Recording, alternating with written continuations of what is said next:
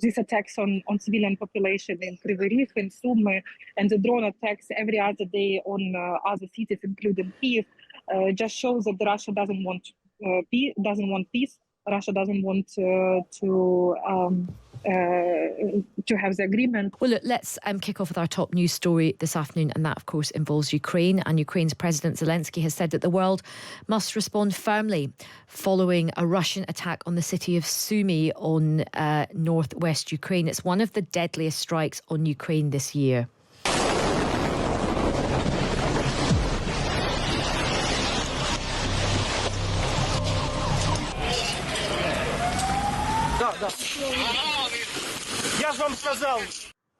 Now, the city was hit by 2 ballistic missiles fired from inside Russia in the early hours of this morning, which, according to the latest figures, have killed at least 32 people, including 2 children, and leaving another 99 people injured.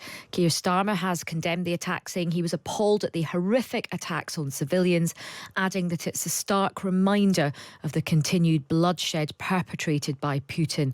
French President Emmanuel Macron said that the attack showed blatant disregard for human lives.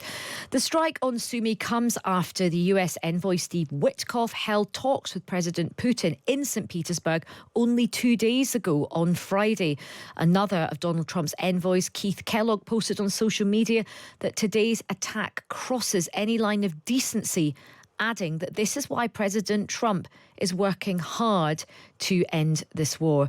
Well, let's listen to what the Deputy Mayor of Sumy had to say about this. All of us wanted that this fear and horror became to the end, but I don't see any markers of it, Everybody is very tired of this war and waiting for the end. Well, joining us now is Kateryna Malofieieva, who is a journalist and frequent contributor to The Times. She joins us from the capital of Ukraine, Kyiv. Kateryna, welcome to the show. Good evening, Aisha. What can you tell us about the attack? Well, today, as you can see, there is a very beautiful weather across Ukraine. So, finally, the winter passed. And today we celebrate very important Christian holiday. It's called Palm Sunday. So people in Sumy were returning from the church after blessing the willows. One of the marks that celebrates this, one of the traditions that celebrates this holiday. And the majority of people, they were inside of the bus when the two Russian ballistic missiles with cluster ammunition hit the center of Sumy. It is extremely difficult for me to report over and over and again about the devastating casualties, devastating losses, because just a week ago I was reporting about the attack on Kryvyi Rih, the hometown of President Volodymyr Zelensky. So Sumy, just want to remind you that I agree with you about the dates. This is the latest from the prosecutor. 32 people died. Majority of them died inside of the bus. And 99 people were injured. Just want to remind that Sumy is bordering Russia's Kursk region, and 2 missiles were launched from the Russian side, from Kursk and from Voronezh, according to the Ukraine State Military Intelligence Chief Kirill Budanov.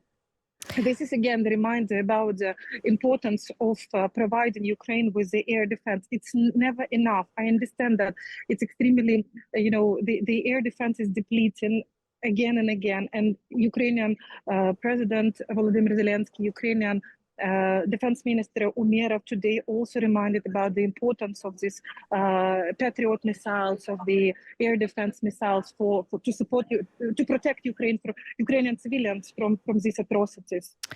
And what is the mood amongst ordinary Ukrainian civilians at the moment, Kateryna? Because they're seeing all of these stories about America meeting with Russia. There's been lots of talk about how Ukraine is going to be carved up or divided up. And yet these attacks keep coming and killing and injuring innocent people. What is the mood amongst people?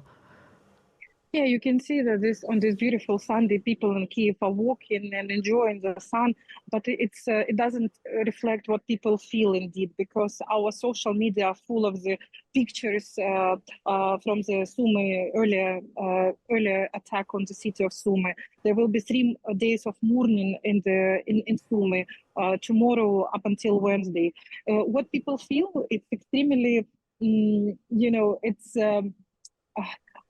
There are, of course, all these rumors about the possible division of Ukraine, but here in Ukraine, people definitely do not plan to concede the territories. Those 4 regions that are controlled by Russia at the moment, those occupied regions.